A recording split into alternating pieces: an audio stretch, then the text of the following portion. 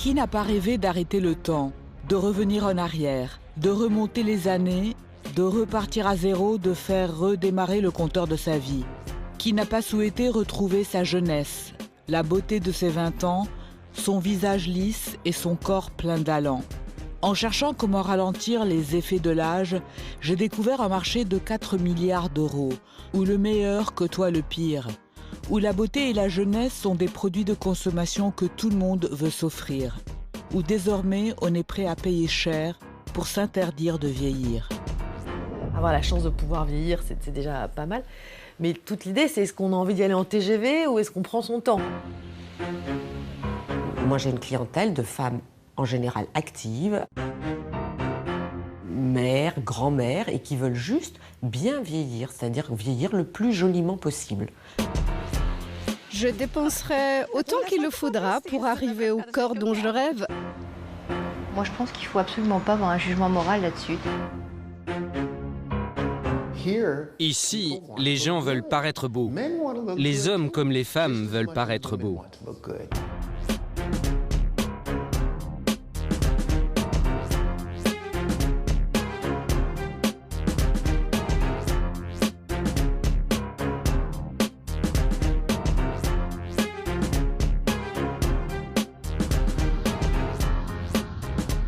À quel âge doit-on débuter le combat? À partir de quand on doit retrousser les manches pour se battre contre le temps? À quel moment on ne reconnaît plus vraiment la personne qui nous regarde dans la glace?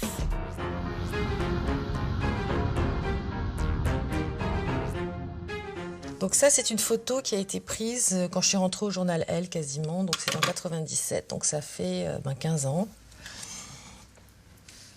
Donc là, c'est plus pareil. Là, c'est quand même moins net. Pourtant, là, je suis intervenue, mais c'est un peu moins net.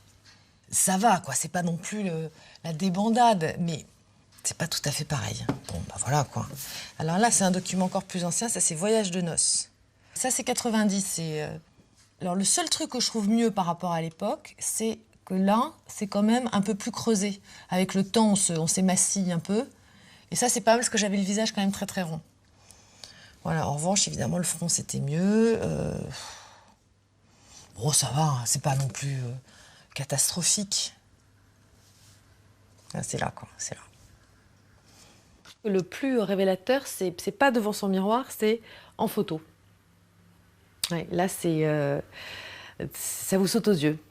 C'est-à-dire que c'est comme si on se disait, il y a une petite vieille qui est en train de prendre possession de mon corps, est-ce que je la laisse s'installer ou est-ce que je dis de dégager, de repasser dans 10 ans? On a un sentiment tout d'un coup, on se dit mais pourquoi est-ce que dans ma tête j'ai l'impression de ne pas avoir cet âge-là et pourquoi soudain j'ai cette tête qui me semble ne plus correspondre avec la façon dont je suis à l'intérieur. Évidemment, si on est très philosophe et très bien avec soi-même, on s'en fiche. Mais je ne connais pas beaucoup de femmes qui sont vraiment complètement indifférentes au fait que de dos on leur dit mademoiselle et de face on leur dit madame.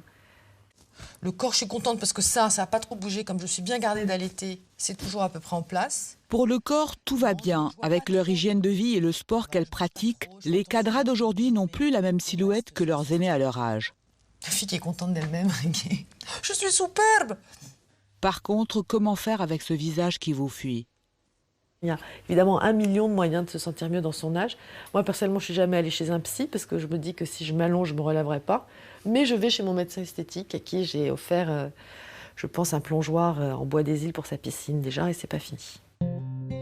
Nous sommes des millions de candidats à la jeunesse, hommes et femmes à qui il est déconseillé de vieillir.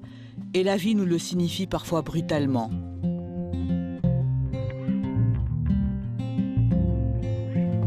Christina a 46 ans lorsque son patron la licencie. Trop vieille, précise-t-il, pour le job.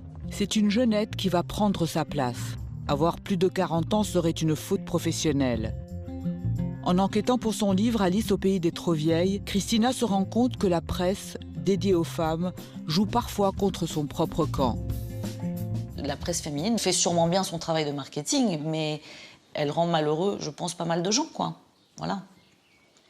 Ce que tu achètes, c'est quand même, voilà, c'est quelque chose qui est censé te ressembler, mais voilà, c'est une fille plus jeune, c'est une fille plus belle, c'est une fille plus fine, c'est une fille sans rides, c'est une fille qui est photoshopée. Enfin, je sais pas comment on fait nos mères, hein, mais c'est compliqué quand même, c'est compliqué. Là, donc j'ai 28 ans et Il n'y a pas de retouche. Et c'est vrai que là, tu te dis, pas de retouche, c'est brillant, voilà, c'est pas parfait, mais voilà. Mais je trouve que je ressemble plus du tout à ça, mais plus du tout, quoi. Je ressemble plus à la limite à cette photo où j'étais plus jeune, où j'ai 20 ans, je pense, ici. C'est-à-dire les yeux, c'est marrant d'ailleurs. Rien ne sert de soupirer devant ces photos de jeunesse, il n'y aura pas de retour en arrière, qu'on se le dise. Pour rester élégante dans son âge, il faut se battre, et dans un premier temps, avec des armes légères. Je pense qu'il faut pouvoir tricher un peu sans te laisser déborder par la tricherie. Il faut pouvoir mentir un peu sans que ça devienne un problème. Mais il ne faut pas que ça te rende malheureux, voilà. Les premiers gestes pour lutter contre le vieillissement peuvent être réalisés sans bistouri. Bonjour. Bonjour Christina. Comment ça va? Ça va bien toi? Ouais.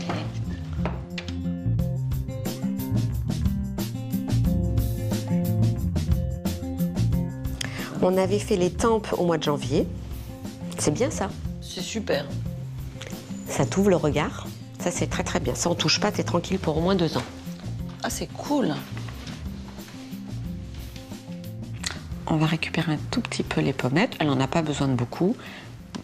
Mais je veux redresser un tout petit peu cette partie-là. Vous voyez, on le voit déjà. Tu vois que je suis un clown. T'es super douée en clown. Je suis super bonne en dessin. En dessin, t'es une vraie... Ici, pas question de chirurgie lourde, mais des gestes doux pour combler les creux du visage et les rides qui donnent l'air fatigué. Il peut s'agir soit d'injections de Botox, la toxine botulique qui, en paralysant certains muscles et en les empêchant de se contracter, évite la formation de rides. Près de 8000 injections sont faites tous les jours dans le monde. Le marché européen devrait connaître une croissance de 25% d'ici à 2014. Soit de produits de comblement comme l'acide hyaluronique, son effet est visible immédiatement. À la fin de la séance, les rides ont déjà disparu, mais le résultat définitif est optimal 10 jours après l'intervention et dure près de 6 mois. C'est vous qui décidez si c'est une seringue de... Je sais la quantité qu'il faut pour réparer. Il y a une question de goût, il y a une question de coût. Maintenant, le coût, c'est pas trop un problème parce que les produits tiennent très longtemps. Donc une patiente peut très bien revenir 6 mois après et refaire une seringue. Ça coûte combien une seringue? Ça dépend des produits utilisés, mais en général, ça tourne autour de 350 €. Tu voulais un traitement qui change. En fait. Tu voulais un traitement qui change pas beaucoup. Ah bah non. Je te fais un traitement qui ne change pas beaucoup, mais qui... parce que le but, c'est quand même de faire quelque chose, sinon, c'est pas la peine. Faire pour ne rien faire, ça ne sert. Ne jamais oublier, ce n'est pas en multipliant les injections que l'on va retrouver les joues de notre enfance. D'où l'importance de ne pas faire le tour des médecins de l'Hexagone en réclamant toujours plus. Pour ne pas se retrouver avec un visage gonflé comme un ballon, comme on en croise dans les rues ou sur nos écrans. Tout ça, c'est des épiphénomènes. C'est vraiment pas les 99,9% de notre activité qui sont des femmes qui nous disent toute la journée « docteur pas trop, docteur surtout que mon mari voit rien, surtout que ça reste très naturel ». Ça, c'est la réalité de notre travail. On n'est plus au temps du lifting de Megève. La médecine esthétique s'est démocratisée. J'ai fait une journée dans le cabinet d'un médecin esthétique pour le magazine Elle. J'étais là en tant qu'assistante et je regardais qui étaient les clientes.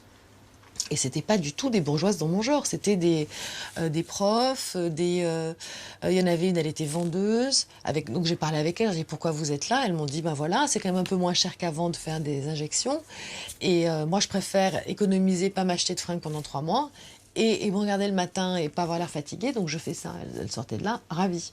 Et elles ressemblaient pas à des Américaines pathétiques avec des bouches comme ça, pas du tout.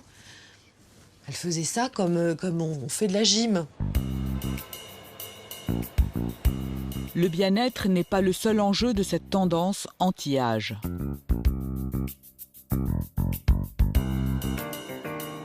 De plus en plus de gens déclarent et avouent aller voir le chirurgien esthétique pour des raisons professionnelles. Ça, c'est absolument certain. C'est même un phénomène intéressant de constater que de plus en plus de gens le disent clairement, ne disent plus, comme c'était souvent le cas dans le passé, « Oh oui, c'est pour me sentir moi-même mieux quand je me regarde dans la glace ». Donc les gens maintenant ont intégré le fait que les critères de jugement pour accéder à un emploi ou garder son job, c'est aussi vos kilos en trop ou... votre apparence en général, et du coup, les gens le savent de plus en plus, et ils vont même, évidemment, utiliser la chirurgie esthétique pour ça. Il y a un deuxième enjeu, c'est que les hommes comme les femmes sont dans des couples qui se font et qui se défont. Il y a des familles recomposées, des gens qui, dans leur vie, ont 2, 3, 4 unions, c'est beaucoup. Hein. Et donc, on a des individus qui sont un peu tout le temps sur le marché.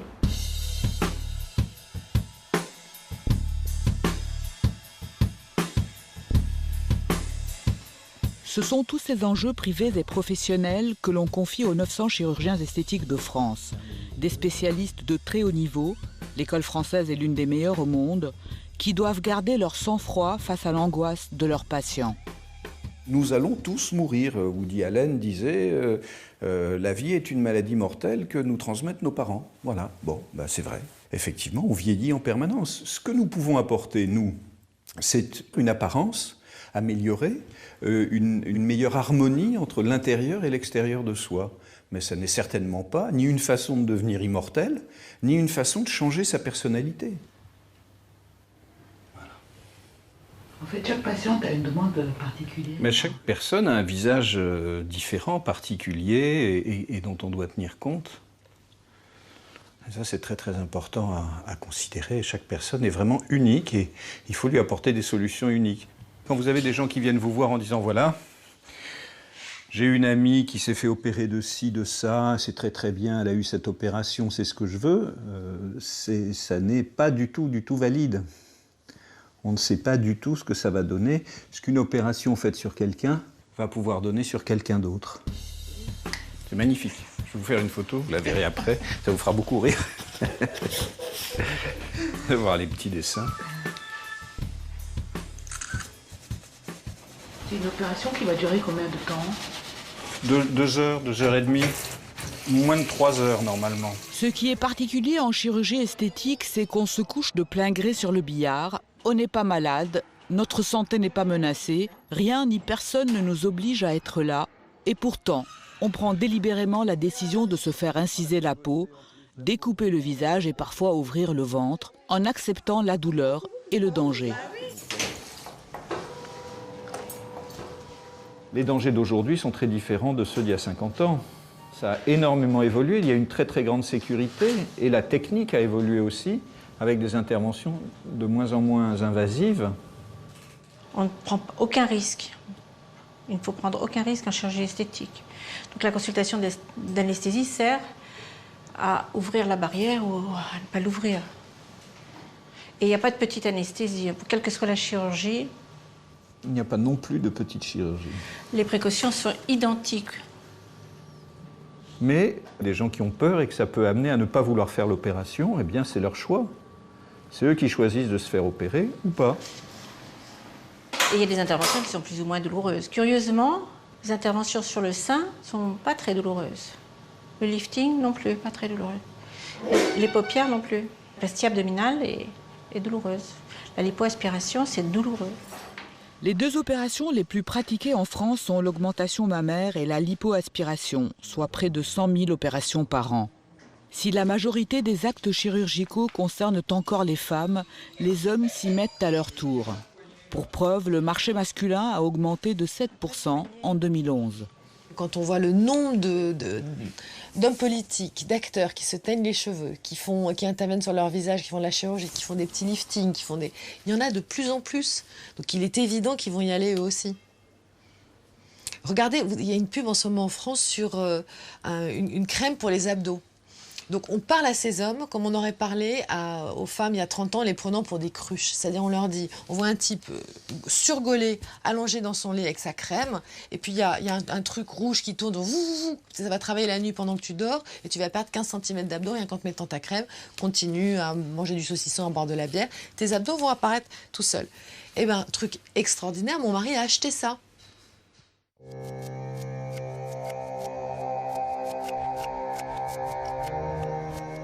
Une des nouvelles tendances masculines, c'est l'opération du sexe. En France, on en réalise près de 1400 par an. L'intervention n'est pas particulièrement compliquée. Il s'agit de prélever de la graisse d'un endroit du corps du patient pour la réinjecter autour du sexe afin d'augmenter ses mensurations.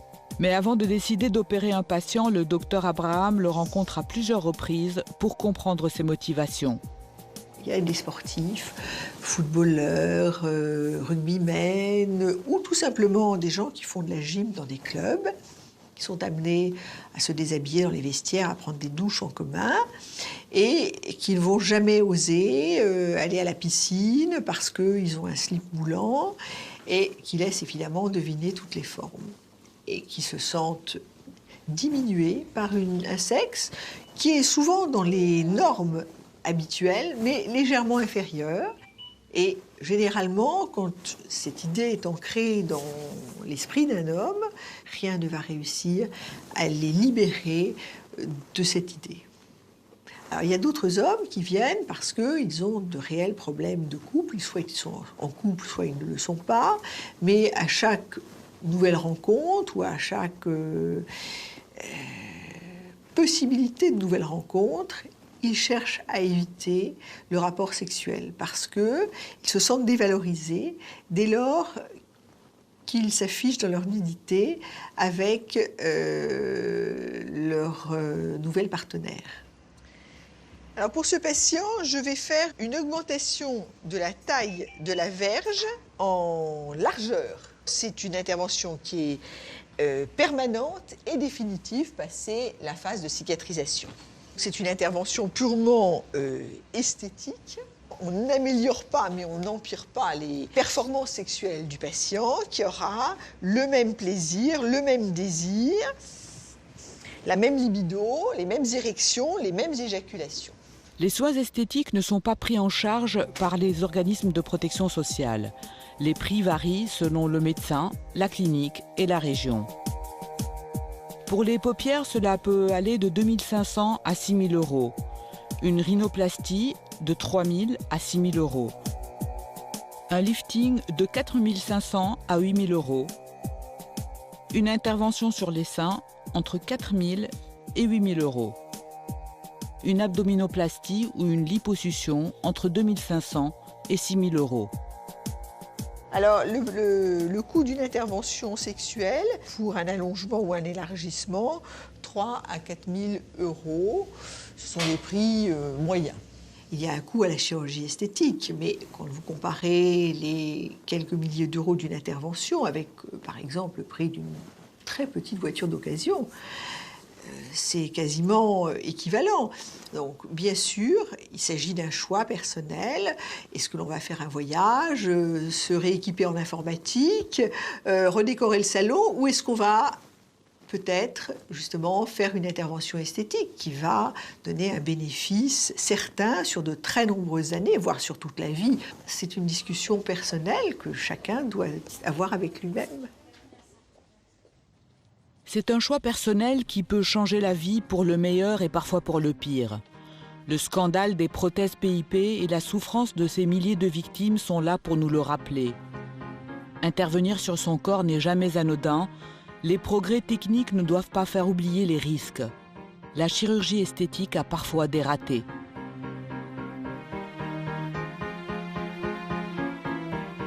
Léa a 50 ans et 10 kilos de trop depuis son licenciement et sa dépression.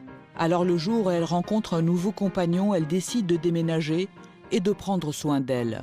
Je me suis dit, je vais me faire toute jolie pour arriver là-bas, je vais retrouver du boulot, je vais avoir une meilleure image de moi et ça va être un nouveau départ.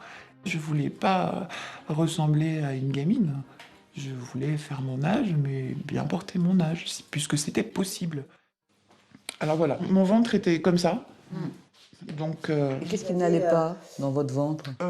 Alors, là, couché, on voit pas bien, mais debout, j'avais le petit ventre, la petite bedaine, et là, des petits bourrelets là, on voit bien. On voit bien la culotte de cheval, les bourrelets de chaque côté, les deux petites boules qui sortent, et puis une silhouette un peu empâtée, je vais dire. La liposuction qui est supposée faire fondre les bourrelets de Léa est complètement ratée. De plus, le chirurgien lui a brûlé le ventre. Alors, 1 an et demi après l'opération, voilà mon ventre. Alors, les bourrelets qui n'étaient pas très apparents se sont tous condensés comme ça, là. Toutes ces taches, ce sont les points d'entrée des canules, donc j'en ai un peu partout, dans le dos, partout il est intervenu. La brûlure est là. avec... Elle est encore très dure, très marron, très dure. La peau a claqué un peu partout. J'ai du dur, j'ai du mou, j'ai des creux, j'ai des bosses. Pareil, les cuisses, la culotte de cheval que je voulais enlever est toujours là. Agrémentée de beaux petits ronds noirs comme des grains de beauté. C'est l'entrée des canules. Derrière, il y a beaucoup de souffrance. Derrière ce ratage, j'essaye de le cacher aux gens de l'extérieur qui ne savent pas que je me suis fait opérer. Mais il y a beaucoup de souffrance. Parce que c'est pas le but. C'était pas le but de l'histoire, quoi. D'être pire qu'avant, c'était vraiment pas le but. Léa décide de ne pas en rester là, d'autant que le médecin ne reconnaît pas avoir raté son opération, mais admet juste avoir brûlé le ventre de sa patiente qu'il envoie négocier avec son assureur.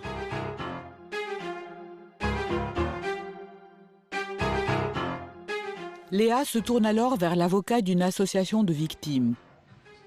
La chirurgie esthétique va apporter beaucoup de bien-être à beaucoup de femmes quand ça marche, quand l'opération est un succès.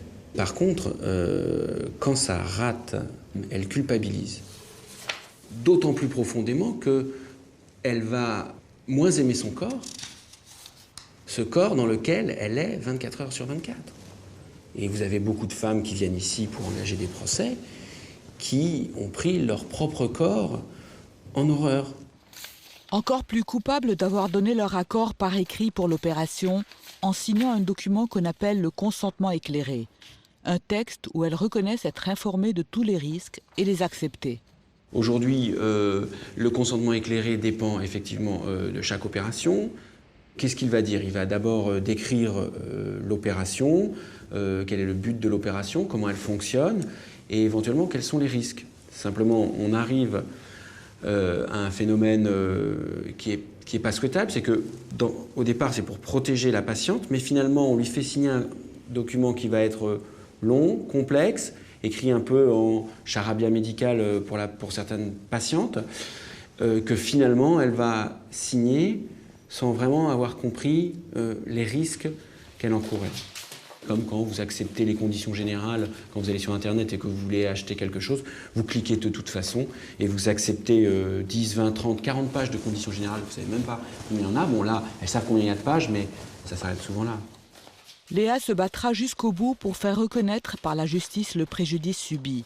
La procédure peut prendre des années avant d'aboutir. C'est juste le cauchemar, voilà. J'avais déjà pas confiance en moi avant. J'avais fait ça pour avoir de nouveau une belle image de moi, pour mes enfants, pour mon conjoint, pour tout le monde, pour ma vie, quoi. Et alors là, c'est plus du tout le cas. Là, j'ai plus confiance en moi, j'ai plus confiance en moi. D'autres victimes auront moins de chance dans leur malheur.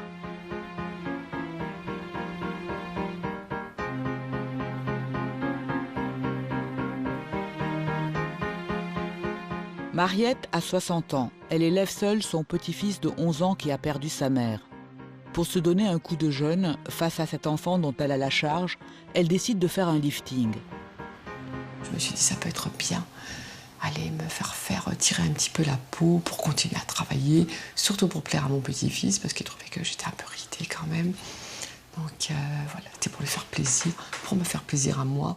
Un tour opérateur spécialisé en tourisme médical propose à Mariette un séjour de 10 jours, au cours duquel elle se fera faire un lifting, une opération des 4 paupières et une augmentation mammaire pour 4 900 €, tout compris. C'était tellement beau, donc à aucun moment je ne pensais que cette histoire allait se terminer en cauchemar. C'était pas possible, ça n'est pas possible. Quand on voit les reportages à la télévision, quand on voit toutes ces comment dire, quand on voit la mer, les hôtels, les beaux hôtels et tous les résultats, les images des filles qui sont réussies, ça ne peut pas rater, ça n'est pas possible. Mariette se fait donc opérer. Pourtant, dès son retour en France, elle doit se rendre à l'évidence. Quelque chose a mal tourné. Ses paupières sont en mauvais état et son visage plus ridé qu'avant. Son fils la filme, envoie les images en Tunisie pour montrer aux chirurgiens l'ampleur du désastre. Le médecin demandera à Mariette de revenir pour se faire réopérer à 5 reprises. 5 nouvelles opérations ratées. Bon, les gens étaient choqués de me voir dans cet état-là. Je ne pouvais pas leur dire, écoutez, je reviens de Tunisie, j'ai fait faire un lifting, j'avais tellement honte de moi, je me sentais tellement ridicule, tellement bête, tellement stupide que je leur ai dit, je me suis pris une porte, je me suis pris la tranche de la porte, que j'ai foncé dedans, ça m'a explosé l'œil. Pourquoi on se sent ridicule? Je me sentais ridicule. Pourquoi? Parce que je me prenais un peu pour la grenouille, quoi, je voulais gagner quelques années, et puis en fait, j'ai tout perdu. En payant, j'ai payé et j'ai tout perdu. Je suis allée vers le pire.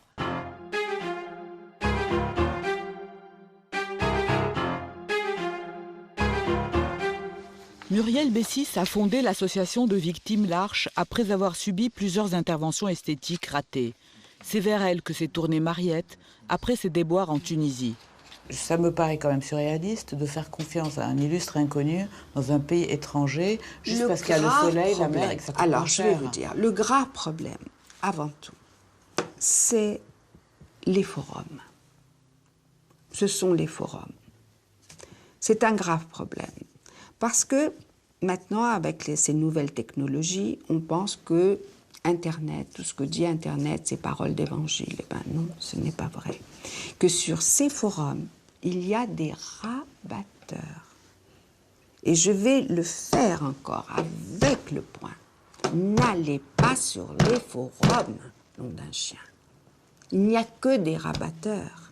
Ces pays-là où on propose la chirurgie esthétique, c'est magnifique, il faut y aller. Les plages sont magnifiques, mais il ne faut pas confondre chirurgie et tourisme. Avant, on ne peut pas faire du tourisme avant l'intervention. Et après, encore moins. Or, je m'aperçois que des chirurgiens osent opérer, faire des opérations multiples, c'est-à-dire un lifting, des seins, une plastie mammaire, qui est une opération lourde, une plastie abdominale, qui est une opération lourde. 3 interventions en même temps, c'est aberrant. Aucun chirurgien au monde ne ferait une chose pareille, sachant que sa patiente repart dans 3 ou même 5 jours. Ce n'est pas possible. Il faut que ça change. Je ne demandais pas grand-chose, je ne voulais pas avoir l'air d'une mimo, je voulais juste avoir les traits un petit peu plus lisses, un peu plus reposés. Donc là, je suis outrée qu'on puisse faire ça, qu'on puisse gâcher la vie aux gens comme ça, des femmes qui comptent sur eux, qui mettent leur vie entre leurs mains. C'est un petit peu ça, on met notre vie dans leurs mains. En plus de leur vie gâchée, les victimes de ratés esthétiques doivent faire face au regard de la société qui n'est pas tendre avec celles qui cherchent à rajeunir. Les femmes qui interviennent sur leur visage, qui font de la médecine esthétique, je trouve, sont très cruellement regardées par les autres, surtout par les plus jeunes. On entend souvent de telle actrice qui a fait des trucs à son visage, elle est pathétique, elle est moche, pourquoi elle fait ça, c'est superficiel, elle est... Voilà. Alors que, est-ce qu'on reprocherait à une fille de 20 ans d'arranger son acné ou de porter un appareil dentaire? Jamais. En revanche, la ride, il faut la supporter. C'est vraiment vis avec ta disgrâce parce que sans ça, tu es une femme superficielle et tu ne mérites pas, tu n'as pas de valeur. Si en France, on s'autorise à ricaner face à ceux qui cherchent à modifier leur apparence, au Brésil, c'est tout le contraire. Dans ce pays de 190 millions d'habitants, la chirurgie esthétique s'exhibe. Contrairement à la France, pas de regard moralisateur. Le pays regroupe plusieurs ethnies, on est donc habitué à la différence. Le corps n'est pas camouflé toute l'année dans un imperméable gris et courbé sous la pluie, mais exposé à l'air marin, expansif, généreux, que ses courbes et ses formes soient d'origine ou pas.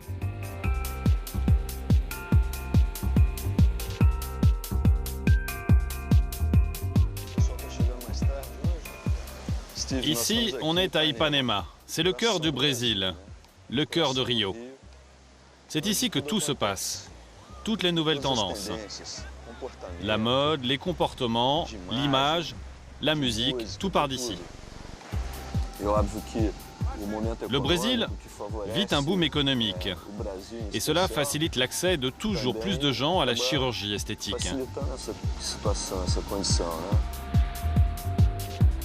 Le Brésil a le plus grand nombre de médecins esthétiques par habitant. Plus de 5000 chirurgiens plasticiens, soit 1 pour 38 000 habitants.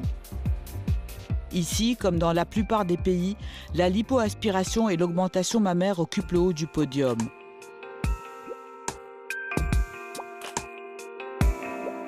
Flavia s'est déjà fait refaire les seins et le ventre. Aujourd'hui, elle sollicite le docteur Sucupira pour la 3e fois. J'ai déjà fait refaire mes seins, mon ventre. J'ai beaucoup aimé ces interventions sur mon corps, mais il manque un petit quelque chose sur mes fesses. On a 2 modèles de prothèses ici. Une ronde et une ovale. Ces 2 modèles doivent être implantés chacun dans une position bien particulière. Pour la position, c'est très simple, on met ça ici sur les fesses. Ça se met comme ça sur les côtés pour remplir les irrégularités du corps. Ici, là, on va faire une incision et on va mettre la prothèse sous les muscles.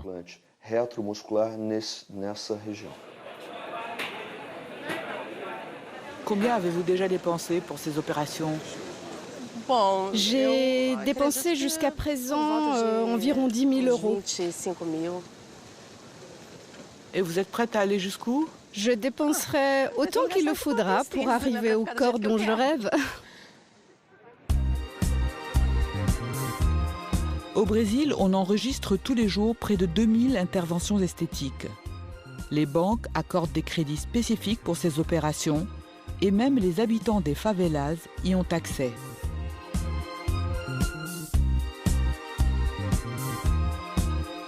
Diana habite ici dans la favela de la Cité de Dieu et ses 80 000 habitants. La jeune femme s'occupe de la cuisine et du ménage dans un centre culturel et social. J'aime bien mes seins, mais mes fesses c'est autre chose. Je n'ai jamais aimé mes fesses, d'autant plus que je fais de la danse et que dans ce milieu, il vaut mieux avoir de belles fesses rondes. Et les musiques brésiliennes sont très sensuelles, même sexuelles. Il faut donc attirer l'attention sur scène avec son corps. Avoir de belles formes sexy. Sur scène, on ne voit plus que des femmes attirantes avec des formes généreuses. C'est tout ça que j'ai envie d'avoir pour avoir plus de succès. Pour donner plus de rondeur à ses fesses, Diana se fait injecter du gel. 3 séances d'injection à 850 € chacune. Une doctoresse est venue à la maison. Elle m'a fait une anesthésie locale. Elle a un cabinet privé, mais elle se déplace aussi à domicile. Pour moi, c'était mieux. Sinon, je devais aller à son cabinet, prendre le bus, rester debout dans le bus. Ça pouvait être douloureux. Donc elle est venue, elle m'a fait une anesthésie. Je n'ai rien vu, je ne voulais pas regarder, je n'ai pas vu l'aiguille. Je ne sais pas combien elle a fait d'injections, mais ce dont je me souviens, c'est que ça fait vraiment très mal, mais ça vaut la peine.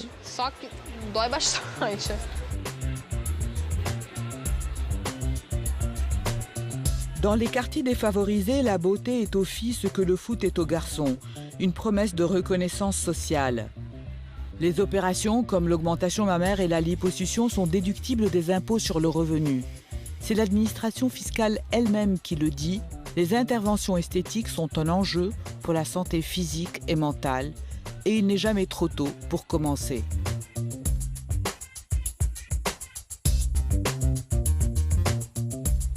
Lola a 15 ans et vit avec sa mère dans un quartier modeste à l'ouest de Rio.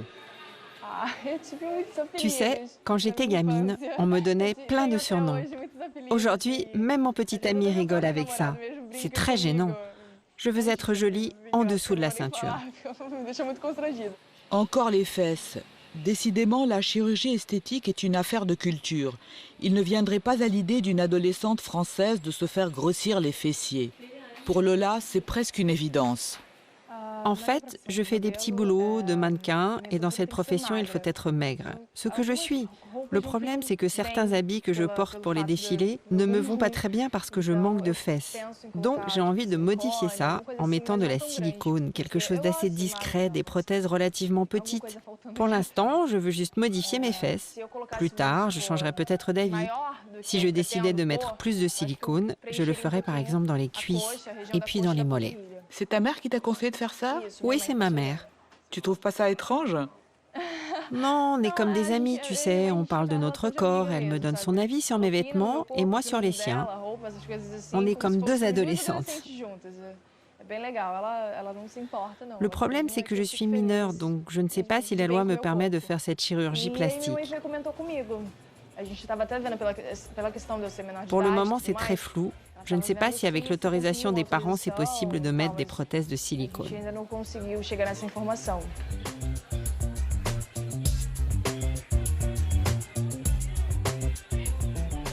Au Brésil, on fait refaire les fesses. Alors les fesses, là, pour le coup, je crois que c'est très douloureux parce qu'il faut rester allongé sur le ventre pendant très longtemps. Et vous imaginez si ça pète les fesses, enfin si ça fuit dans les avions et tout, ça fera...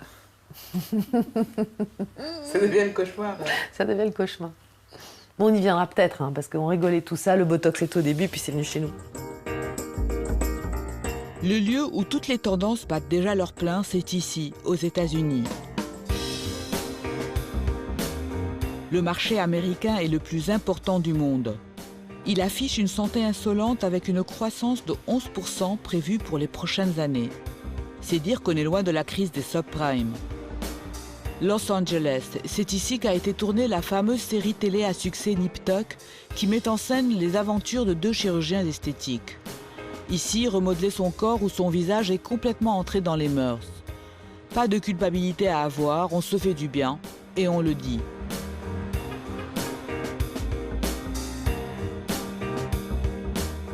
Cameron est un homme d'affaires qui travaille dans la mode à Hollywood et dans son milieu, rien n'est tabou. Qu'est-ce que tu as envie de faire? Je veux faire du Botox. Où? Ici. Mais ne le fais pas, tout va bien. Quand j'aurai 30 ans, je saurai tout rider. Quel âge as-tu? J'ai 29 ans, sans blague. 29 ans? On dirait que tu as 15 ans. T'as pas besoin de le faire. Et ton nez? Je veux affiner mon nez. Pourquoi? Je ne sais pas. Je voudrais tout resculpter. Je voudrais monter mes pectoraux. Et toi, qu'est-ce que tu as envie de changer? Rien. Allez. Je m'aime comme je suis. Quand je me regarde dans le miroir, je vois bien que des choses peuvent être améliorées. Je suis mon pire ennemi. Comme je voyage beaucoup, je vois à quoi je ressemble, parfois après 14 heures de vol. J'apprécie vraiment le fait qu'un peu d'acide hyaluronique ou de Botox efface la fatigue du voyage. Et j'aime le fait que certaines personnes ne me donnent pas mon âge.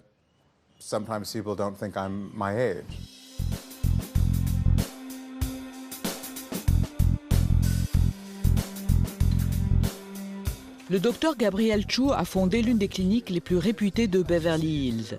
C'est là que Cameron vient entretenir sa jeunesse. Alors, qu'est-ce que vous allez me faire? C'est ce que j'allais vous demander. Je veux ressembler à un adolescent. Tu as un logiciel pour ça? Alors Cameron, que pensais-tu faire aujourd'hui? Je crois qu'on pourrait intervenir ici. Ok, très bien. Ma bouche me semble ok. Ça, c'est vraiment personnel. Certaines personnes souhaitent plus de volume dans les lèvres. Moi, je me trouve bien, qu'en pensez-vous? Dans votre profession, vous voyez beaucoup de bouches. On peut en rajouter un peu, ici, au coin des lèvres, si tu ouvres doucement. We should start with a little additional volume in the lower lip like this, okay? Depuis quelques années, il y a de plus en plus d'hommes qui viennent pour des injections de Botox, pour des peelings faciaux, pour des gestes qui aident à inverser le processus de vieillissement. Relax, close your eyes. Pinch. I've even done facelifts. J'ai même fait des liftings à des hommes. Aujourd'hui, les hommes d'un certain âge demandent des liftings, une chirurgie des paupières. Ils veulent paraître plus dynamiques, plus jeunes. Il s'agit pour eux de rester compétitifs sur le marché. Ils doivent continuer à se maintenir au top face à une génération montante, constituée de jeunes loups qu'ils veulent prendre leur place. Donc si vous paraissez fatigué, votre patron pense que vous n'êtes plus performant. Just a very subtle amount from there on out, lifting not like that compared to this. And you can see that the lines are smoother on this side, okay? Je suis très heureux. Le docteur essaie de faire quelque chose de naturel. Oui, tu ne veux pas avoir des lèvres de canard. Exactement. Et personne ne devine ce que j'ai fait. Oui, c'est très naturel. Être jeune, mince, jamais triste, jamais fatigué. Paraître 30 ans à 40 ans et 40 à 50 ans, avec ses injonctions désormais mondialisées, le Dr Chu a du travail pour les prochaines décennies.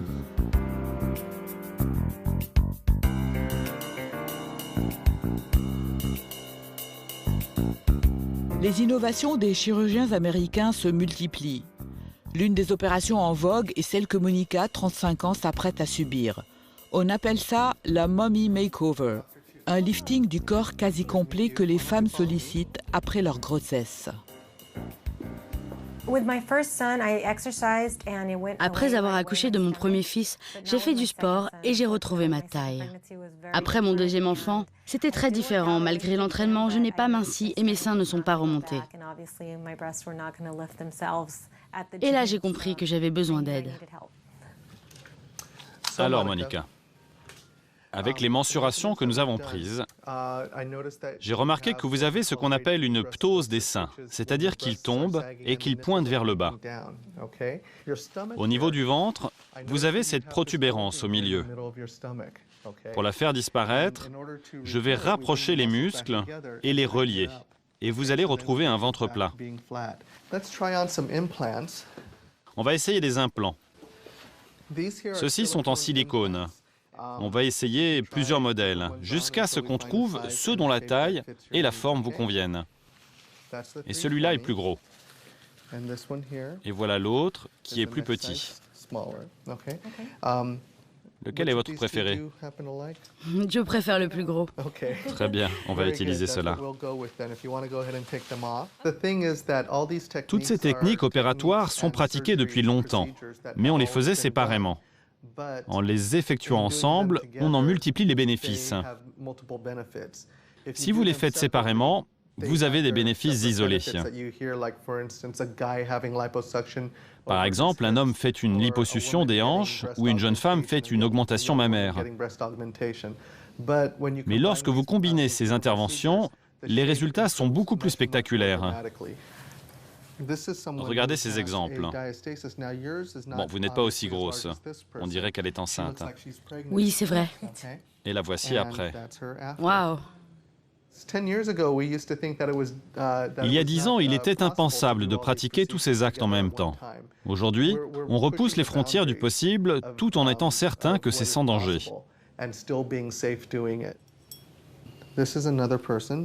Avant l'opération, et là c'est elle 2 mois plus tard.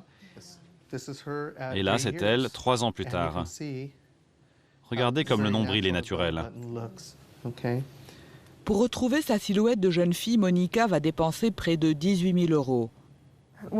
Quand j'étais enceinte de mon premier fils, j'ai pensé que j'aurais probablement besoin de chirurgie esthétique après mon accouchement. Et j'ai commencé à mettre de l'argent de côté sans rien dire à mon mari de mes économies. C'est comme ça que j'y suis arrivée. Vous savez, on n'a pas envie de faire du shopping quand on est enceinte. Monica devra rester plusieurs jours à l'hôpital après cette opération. Dans son entourage, seul son mari est au courant.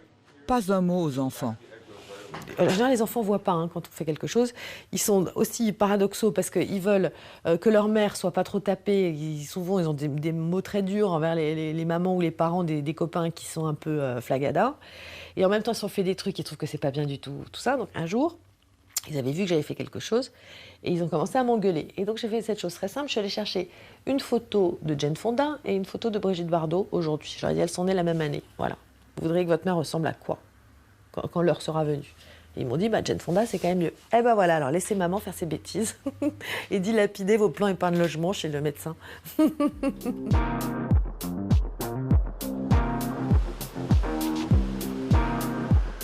Toujours ce sentiment de culpabilité quand on prend soin de soi au lieu de tout donner à ses enfants.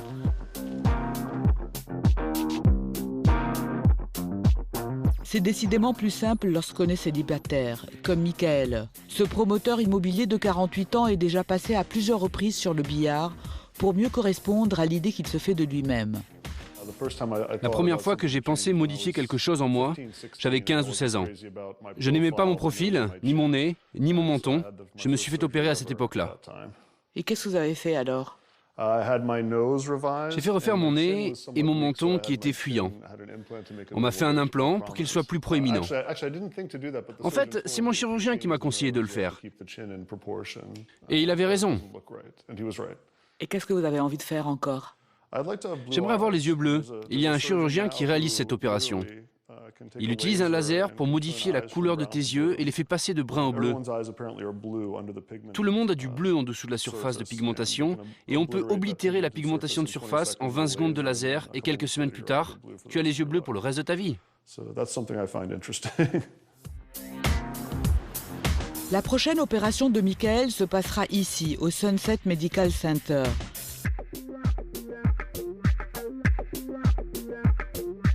Son chirurgien, David Matlock, est une star mondialement connue. Sur ses murs, il affiche ses diplômes et les photos dédicacées des vedettes du showbiz qu'il a opérées. Ce gynécologue de formation est très connu pour la réfection des sexes féminins. Mais aujourd'hui, ce qui fait grimper le nombre de ses patients, c'est cette opération qu'il a mise au point il y a 6 ans et qui transforme les abdominaux des hommes en véritables tablettes de chocolat. Bonjour Michael, comment vas-tu? Tu es prêt? Oui, je suis prêt. Alors Mike, nous allons supprimer toute cette graisse. Nous allons enlever tout ça et puis nous allons gonfler ces muscles. Je vais vous faire des exercices pour pouvoir localiser les muscles. Et ensuite, on va surligner la ceinture abdominale pour bien tracer et séparer les abdominaux. On va séparer les abdominaux des obliques. Ici, je vais bien tracer. C'est très fin, tu vois? J'aurai les mêmes abdos. Oui, quelque chose comme ça. Et aussi ici, tu vois, sur cette ligne, je vais faire une jolie séparation entre le groupe de muscles. Ensuite, les pectoraux. Il y a un peu trop de graisse là. On veut que ce soit beau. On ne veut que du muscle, ok? Et comme je te l'ai dit, j'ai fait refaire mes pectoraux et c'est très beau, très naturel. Tu vois, les pectoraux sont naturels. Tu sens? Beau, ferme, fort. Tout à fait. Première chose, allonge-toi. Le meilleur argument de vente de Matlock, c'est lui-même. Ce médecin d'une 60aine d'années a subi il y a 4 ans cette opération de lipostructure qu'il a personnellement mise au point et qui lui a donné ce physique de jeune premier. Quand il va sortir d'ici, ses copains vont lui dire « Tu as l'air en pleine forme, qu'est-ce que tu as fait ?» Et il va répondre « J'ai un nouveau coach. » On est parti pour combien de temps? Ça va durer 3 heures. Avec un homme de cette corpulence, 2 heures, 2h30 ou 2h45. Pour redessiner les pectoraux, les biceps et les abdominaux de Michael, le docteur Matlock va prélever la propre graisse du patient et la réinjecter dans ses muscles pour les gonfler. Vous allez me voir injecter la graisse. Là, j'injecte. Vous voyez, là, c'est la graisse. Ouais, c'est super, là. Après la reprise de l'entraînement sportif, cette graisse se mélange à ses muscles et, loin de les affaiblir, va participer à l'augmentation de la masse musculaire. Comment s'appelle cette opération? Cette opération, c'est la Matlock. Ici, les gens veulent paraître beaux. Les hommes comme les femmes veulent paraître beaux. Ils veulent ce look de sportif, ce look athlétique, ce corps bien dessiné. C'est pour cela qu'ils viennent me voir. Parce que je leur donne tout ça. L'intervention coûte 18 000 € et les candidats sont nombreux. C'est cher, bien sûr. C'est un investissement. Je le vois comme tel. Vous savez, vous payez pour différentes choses. Votre santé, votre garde-robe, votre voiture, des choses comme cela. Et je pense que cet investissement-là est permanent. Un mois plus tard, Michael peut voir les premiers résultats de son investissement.